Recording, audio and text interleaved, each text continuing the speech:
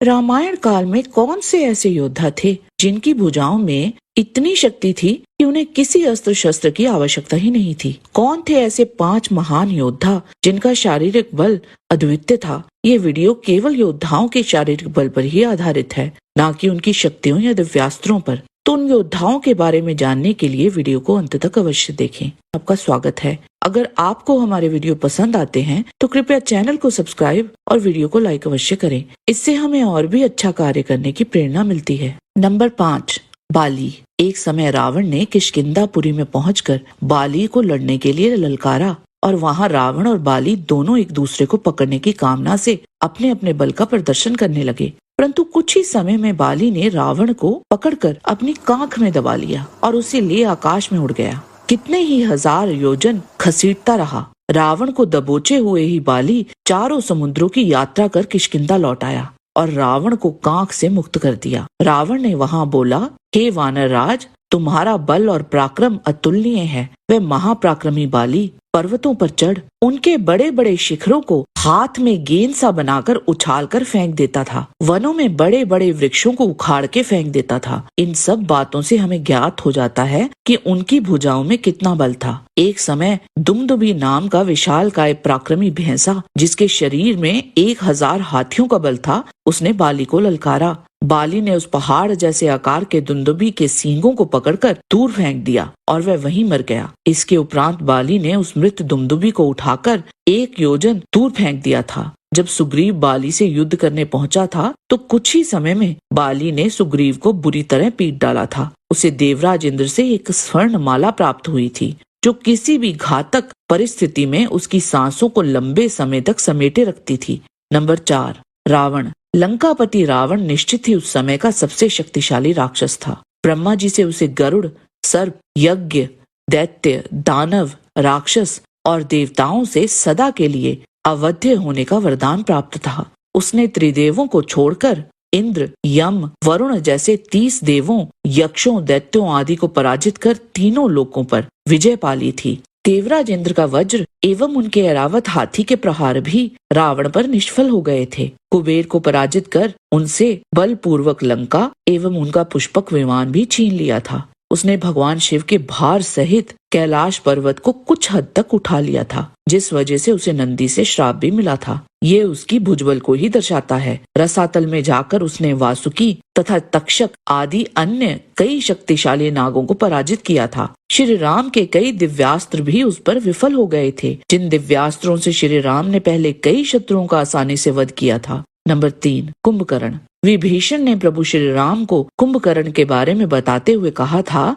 कि जिसने युद्ध में यमराज और इंद्र को भी परास्त कर दिया, वही विश्रवा मुनि का पुत्र ये प्रतापी कुंभकर्ण है। इसके बराबर लंबा और मोटा दूसरा कोई राक्षस नहीं है। इसने युद्ध में कितनी ही बार देवताओं, गंधर्वों, यक्षों, विद्याधरों को परास्त कर दिया था। दूसरे राक्षसों को तो वरदान का बल है, किंतु ये महाबली कुंभकर्ण तो स्वभाव से ही तेजस्वी और बलशाली है। कुंभकर्ण पर देवराज इंद्र के वज्र का भी कोई प्रभाव नहीं पड़ा था। यही नहीं, उसने देवराज इंद्र के महान बलशाली ऐरावत हाथी का दांत उखाड़कर उन्हीं की छाती पर ही दे मारा था। श्री राम की सेना के साथ युद्ध में तो उसने हाहाकार मचा दिया था। कितनी ही वानर सेना को उसने कीड़े मकोड़ों की तरह मसल दिया था और कई शक्तिशाली वानर योद्धाओं को उसने घायल कर पराजित कर दिया था। उसने श्री राम को भी अपने बल एवं पराक्रम से अचंभित कर दिया था। जिन बाणों के प्रहार से उन्होंने साल के वृक्षों को बेध दिया था और बाली जैसे शक्तिशाली वानर को मार गिराया था, वह बाण भी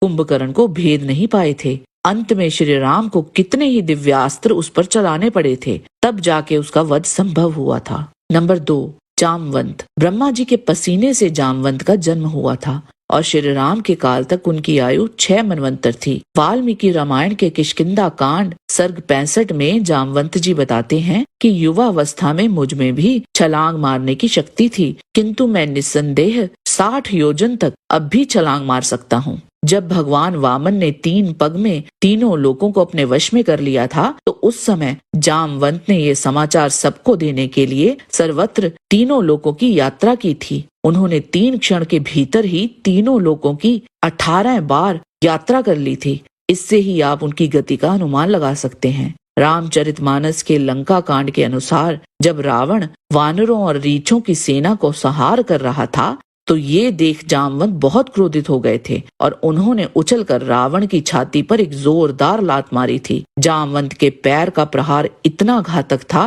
कि रावण वहीं मूर्छित होकर रथ से धरती पर जा गिरा था। उसे मूर्छित देख जामवंत ने एक और लात उसे मारी और प्रभु श्री राम के पास चले गए। जब मेघनाद का सामना जामवंत से हुआ था तो वह जामवंत से बोला, मूर्ख, मैंने तुझे बूढ़ा जानकर तुझ पर प्रहार नहीं किया और तुम्हें जीवन दान दिया था। यूं कहते हुए मेघनाद ने एक शक्तिशाली शूल जामवंत पर चला दिया, परंतु उस शूल को जामवंत ने बीच हवा में ही पकड़ लिया था और वह आगे बढ़ते हुए उसे वापस मेघनाद पर ही चला दिया था। उस आघात को मेघनाद सह ना पाया और तड़पते हुए धरती पर जा गिरा था। धरती पर गिरे हुए मेघनाद को क्रोधित जामवंत ने एक जोरदार लात मारी, जिससे मेघनाद गोल गोल घूमते हुए दूर जा गिरा। रामचरितमानस के ये दोनों ही वृतांत यही दर्शाते हैं कि जामवंत वृद्ध होते हुए भी बहुत शक्तिशाली थे। नंबर 1, हनुमान। अतुलित बलधामम हनुमान जी, जिनके बल की कल्पना कर पाना भी कठिन है। वे चिरंजीवी तो हैं ही, परंतु इसके अतिरिक्त हनुमान जी को इतने वरदान प्राप्त थे कि उन्हें ब्रह्मास्त्र से लेकर पाशुपतास्त्र जैसे अति विध्वंसकारी दिव्यास्त्र भी उनका कुछ भी बिगाड़ नहीं सकते थे। शिव पुराण के अनुसार वे भगवान शिव के अंशावतार हैं।